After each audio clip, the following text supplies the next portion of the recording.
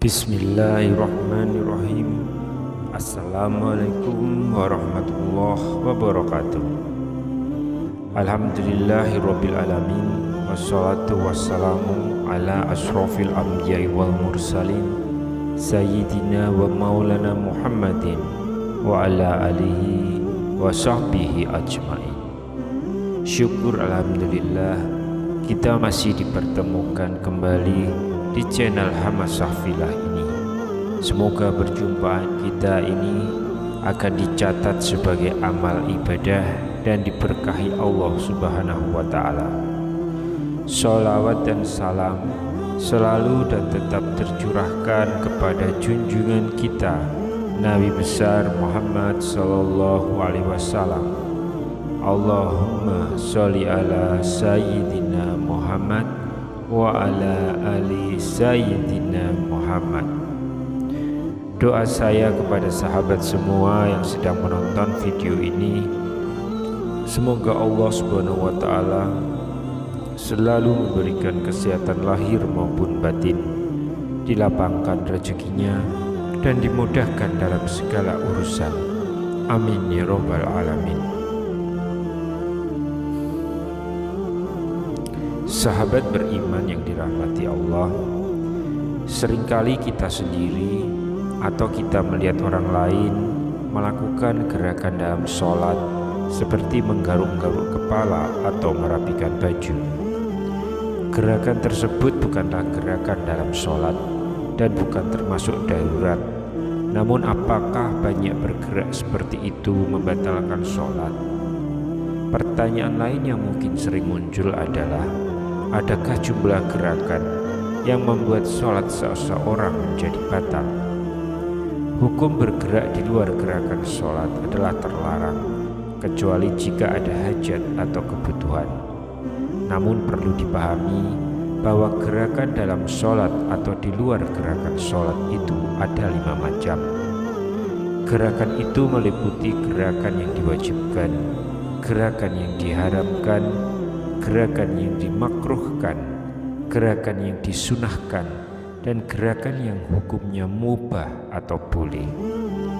Dan sebelum kita lanjutkan, alangkah baiknya jika sahabat yang dirahmati Allah dapat meringankan tangan untuk ikut menyebarkan syiar Islam dengan cara klik tombol subscribe, like, dan juga share video ini supaya dapat menjangkau lebih banyak umat.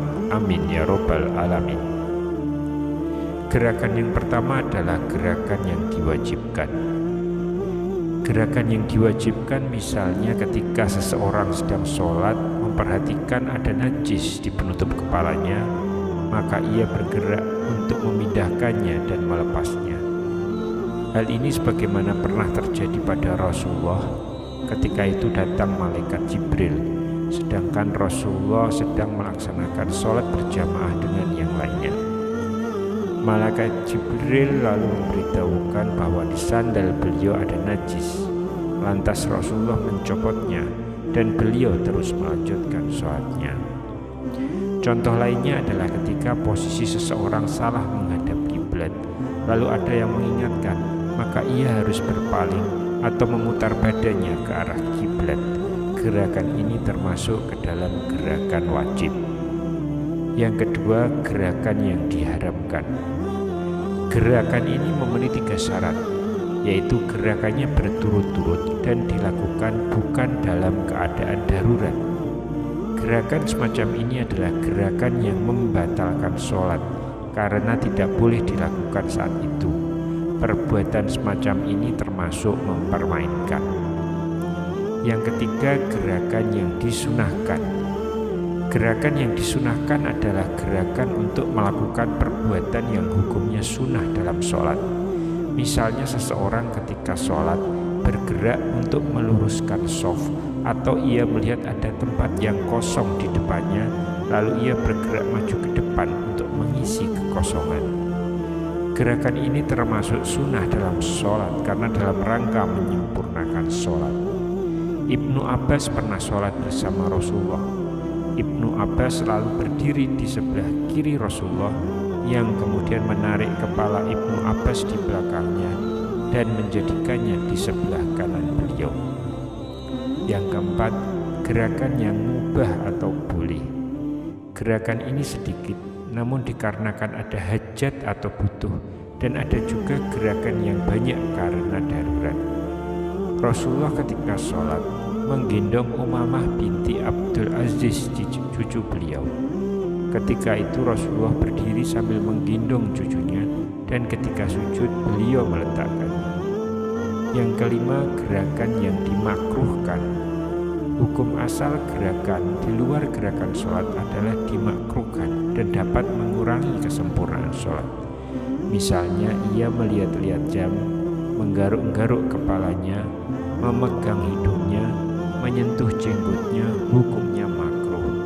Bahkan jika gerakan tersebut terlampau banyak dan berturut-turut, maka itu bisa jadi membatalkan sholat. Lantas apakah orang yang bergerak lebih dari 3 kali di luar gerakan sholat bisa membatalkan sholat? Syekh Muhammad bin Shalih Al-Utsaimin menerangkan bahwa tidak terdapat batasan jumlah tertentu seseorang dikatakan batal sholatnya.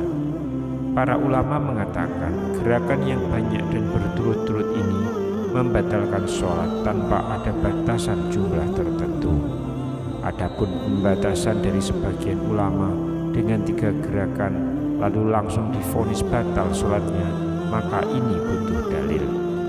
Demikian informasi yang bisa kami bagikan pada kesempatan kali ini.